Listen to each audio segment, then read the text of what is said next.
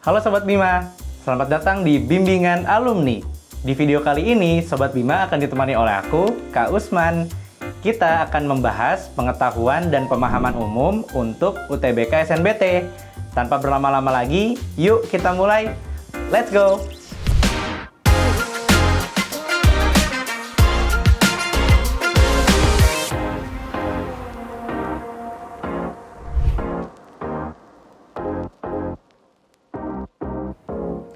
Sobat Bima, kita mulai pembahasannya dari soal yang pertama ya. Soalnya adalah kalimat yang tidak efektif terdapat pada kalimat bernomor. Nah, di sini yang ditanyakan adalah kalimat yang tidak efektif. Kalimat yang tidak efektif itu biasanya memiliki beberapa kesalahan.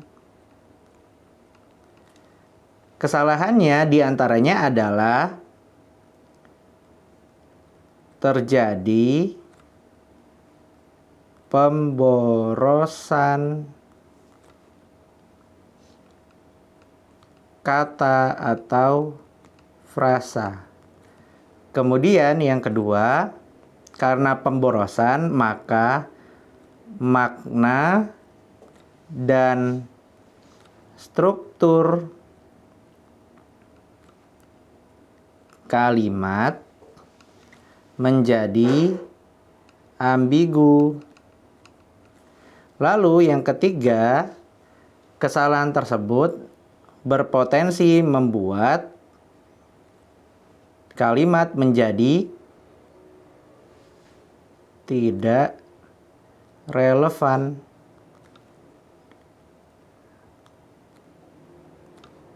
Dengan konteks. Berarti tidak berhubungan dengan kalimat utama. Nah, makanya efektivitas dari kalimat itu menjadi sangat penting, terutama dalam penggunaan kata atau frasa. Karena penggunaan kata atau frasa ini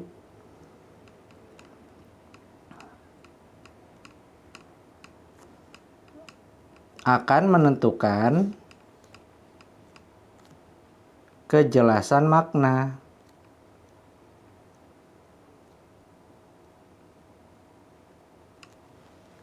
Nah, sekarang kita lihat di dalam kalimat. Kira-kira mana yang tidak efektif? Kalau kita lihat di sini, kita mulai dari kalimat keempat terlebih dahulu. Tentu saja kejujuran sekolah dituntut untuk itu. Nah, di sini ada penekanan melalui kata tentu saja. Lalu di akhir ada kata hubung. Ya. Idealnya untuk itu muncul di awal. Ya, idealnya seperti itu. Namun di sini muncul di akhir. Makanya karena ada kedua hal ini menjadi tidak efektif. Ya, tentu saja kejujuran sekolah dituntut untuk itu. Nah, untuk itu biasanya muncul di awal kalimat sebagai kata hubung atau konjungsi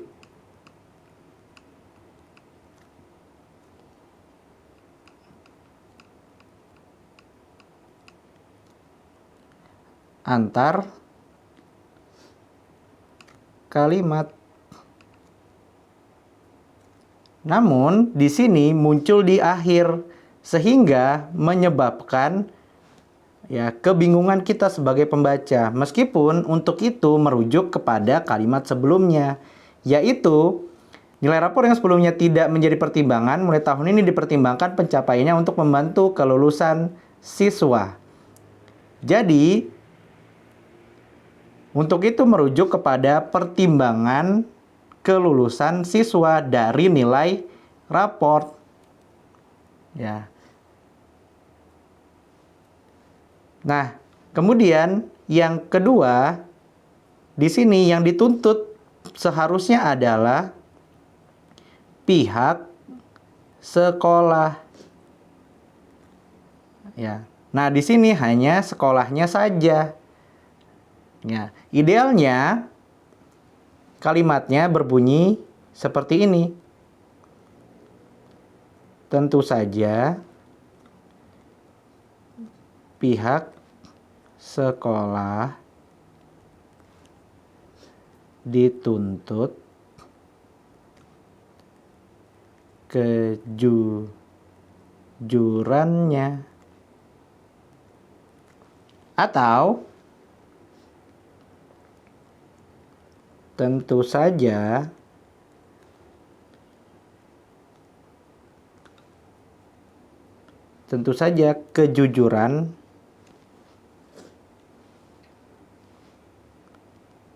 kejujuran pihak sekolah sangat diperlukan dalam proses.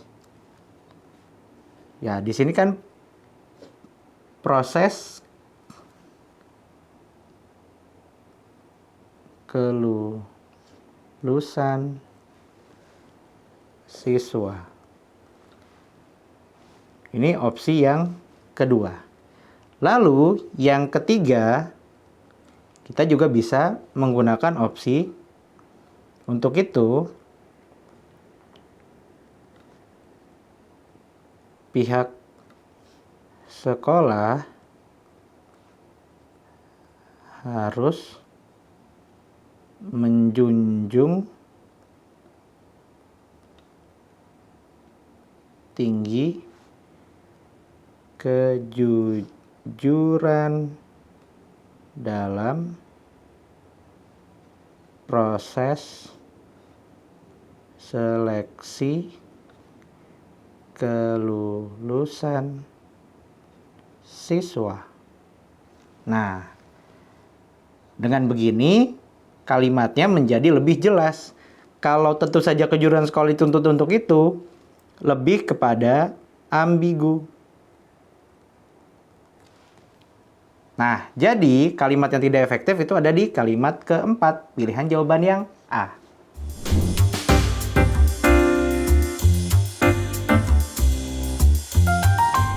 Sobat Bima, kita lanjutkan pembahasan soal yang kedua. Soalnya adalah, pernyataan berikut ini yang paling sesuai dengan isi tabel di atas adalah, berarti kita harus mengacu kepada isi tabel. Kita harus perhatikan dari SMA X secara urutan, SMA Y, dan SMA Z, serta re-ratanya. Nah, kita mulai dulu dari re-rata atau rata-rata. Kalau kita lihat di sini, yang paling tinggi adalah rata-rata bahasa Inggris, disusul dengan matematika dan bahasa Indonesia. Jadi, kalau berdasarkan rata, urutannya adalah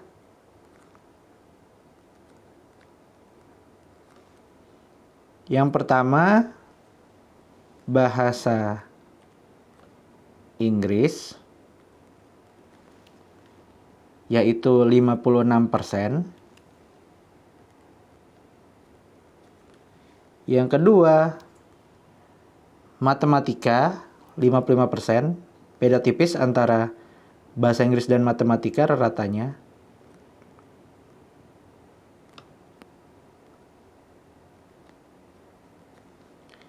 Dan yang ketiga adalah bahasa Indonesia sebesar 43%.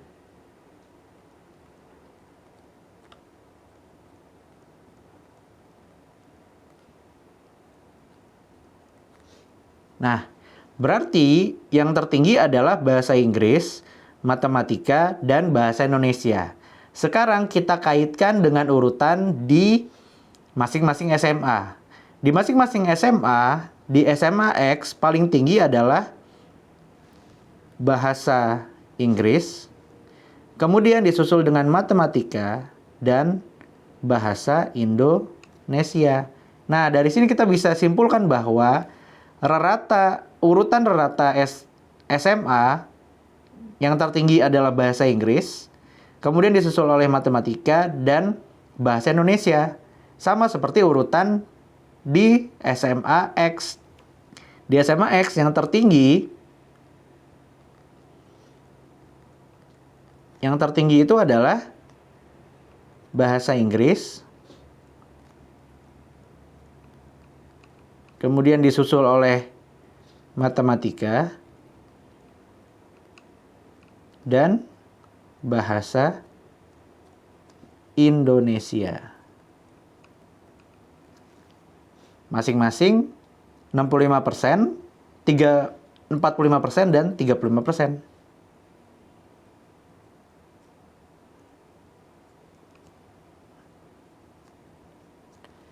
Nah, meskipun secara angka persentase berbeda, ya, tapi di sini bisa kita lihat bahwa urutan rata dari ketiga SMA sama dengan urutan tertinggi hingga terendah di SMA X. Nah, kita tinggal cari di pilihan jawaban. Ya, pilihan jawaban yang A kurang tepat. Kemudian yang B, urutan tingkat pencapaian kelulusan mata pelajaran dari yang terbesar ke yang terkecil pada SMA X sama dengan rata. Nah, ini yang tepat. Jadi kita pilih langsung yang B.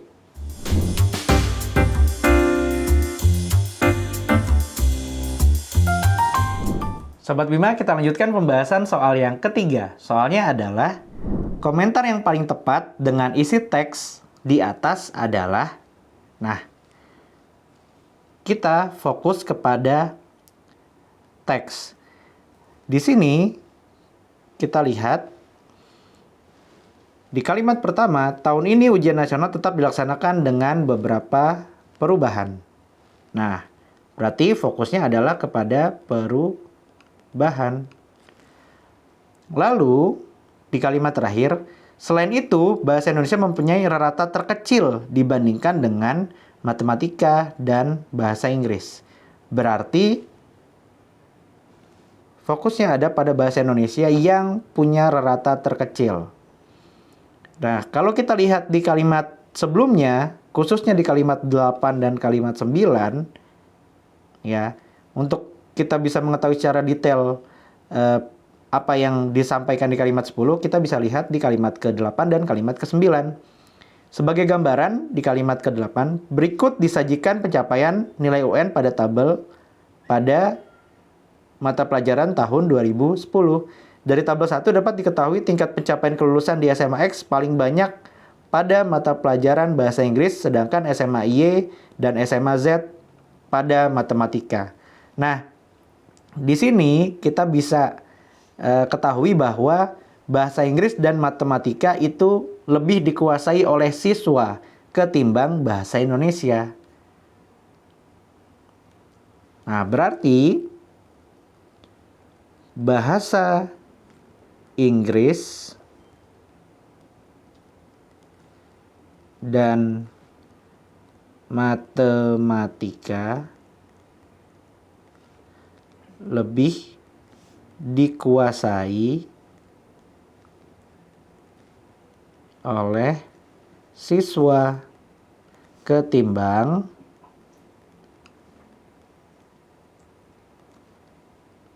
bahasa Indonesia. Nah, ini memperlihatkan adanya sebuah ironi. Kenapa? Karena bahasa Indonesia itu adalah bahasa yang kita gunakan sehari-hari. Digunakan sehari-hari.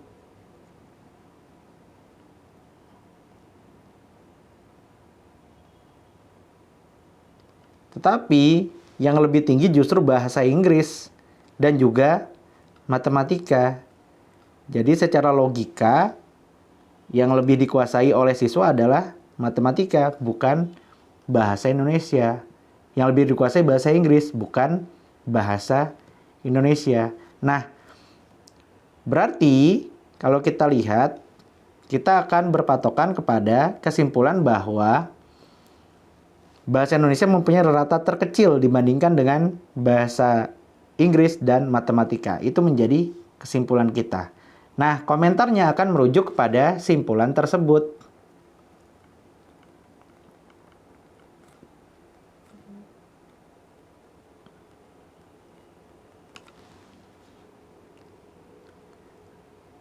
Kita lihat di pilihan jawaban yang A. Nilai mata pelajaran bahasa Inggris lebih baik dari bahasa Indonesia. Padahal bahasa Indonesia telah dikenal anak sejak kecil dan menjadi bahasa percakapan. Nah, ini bisa menjadi salah satu jawaban yang merujuk kepada jawaban yang benar. Ya, kita tandai terlebih dahulu. Yang kedua, sangat ironis bahwa kelulusan mata pelajaran bahasa Indonesia terendah pada semua sekolah. Padahal bahasa Indonesia menjadi kunci keberhasilan semua mata pelajaran. Nah, kalau kita lihat di sini ada kata semua sekolah. Nah, kita lihat pada persentasenya. Bahasa Indonesia tidak terendah pada semua sekolah karena terendah itu hanya di SMA X dan di SMA Z. Ya, di X dan di Z yang terendah. Sementara di SMA Y yang terendah itu justru bahasa Inggris.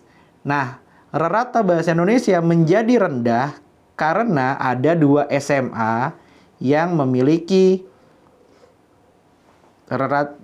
nilai bahasa Indonesia terendah juga. Makanya rata bahasa Indonesia menjadi terendah di antara 3 pelajaran tersebut. Tetapi kalau dikatakan seluruh SMA terendah bahasa Indonesianya itu kurang tepat karena di SMA Y ada bahasa Inggris yang terendah. Bahasa Indonesia justru lebih baik dari bahasa Inggris di nilai SMA Y. Berarti ini menunjukkan suatu ironi tetapi kurang tepat karena disebutkan pada semua sekolah. Kemudian kelulusan mata pelajaran bahasa Indonesia hampir mengalahkan pencapaian kelulusan mata pelajaran matematika. Padahal bahasa Indonesia sudah dipelajari oleh peserta didik sejak dini. Nah, ini kurang tepat karena menunjukkan sebuah ironi tetapi bahasa Indonesia justru mengalahkan. Berarti bukan sebuah ironi, bukan sesuatu yang bertolak belakang. Lalu, rata kelulusan mata pelajaran bahasa Inggris mengalahkan pencapaian kelulusan bahasa Indonesia. Padahal bahasa Indonesia dipelajari oleh peserta didik. Nah, ini kurang tepat, kurang clear statementnya karena bahasa Inggris juga dipelajari. Ya, bahasa Inggris juga dipelajari, jadi kurang tepat. Rata nilai bahasa Inggris paling tinggi. Hal itu dikarenakan siswa sudah siap menghadapi persaingan global. Kalau kita lihat di sini, memang rata paling tinggi adalah bahasa Inggris.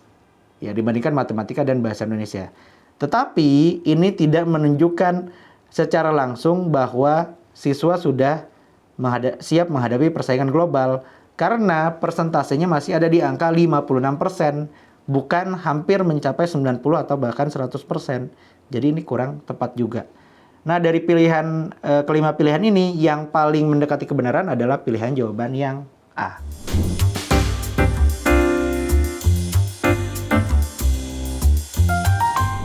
Sobat Bima, kita lanjutkan pembahasan soal yang keempat. Soalnya adalah, simpulan yang dapat ditarik dari paragraf tersebut adalah, nah, karena membicarakan mengenai simpulan, berarti kita harus melihat artikel secara utuh. Karena simpulan itu bukan hanya simpulan sama dengan kesimpulan ya. Jadi simpulan dan kesimpulan itu tidak ada bedanya. Tidak sebatas hasil akhir.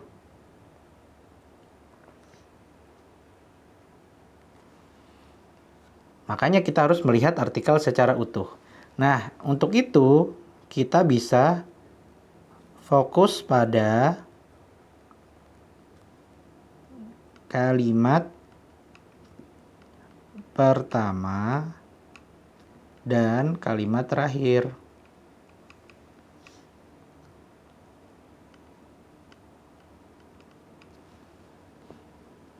Kalau kita lihat di kalimat pertama, rasa sakit pada lambung dan usus halus dapat dicetuskan oleh faktor psikologis seperti perasaan tegang dan stres. Jadi, sakit lambung dipicu oleh stres. Nah, di kalimat terakhir, misalnya, pijat refleksi untuk mengendurkan ketegangan pada lambung dan usus halus yang secara tidak langsung dapat membantu memperbaiki sistem saraf. Jadi, kalau berdasarkan kalimat paling akhir, solusinya adalah pijat refleksi. Ya. Namun, kita harus lihat juga di kalimat sebelumnya karena ada kata misalnya. Berarti di kalimat terakhir ini hanya sebagai contoh. Makanya kita harus lihat secara utuh ya di kalimat sebelumnya. Jalan keluar yang memungkinkan adalah, nah ternyata solusinya juga ada di kalimat sebelumnya. Mengkombinasikan makanan serasi dengan terapi relaksasi yang tepat. Ya, jadi solusi yang ditawarkan oleh artikel adalah makanan serasi dan terapi relaksasi.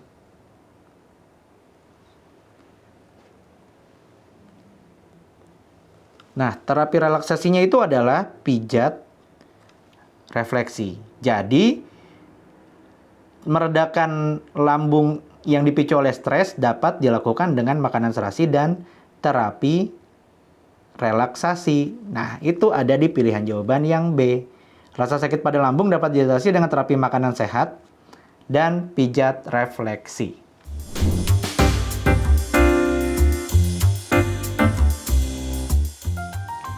Gimana Sobat Bima? Sudah mulai paham kan? Ingat ya, kunci sukses pengetahuan dan pemahaman umum untuk UTBK SNBT adalah latihan soal yang rutin dan pemahaman konsep yang kuat. Kira-kira kita bahas apa lagi ya? Yuk tuliskan di kolom komentar di bawah ini.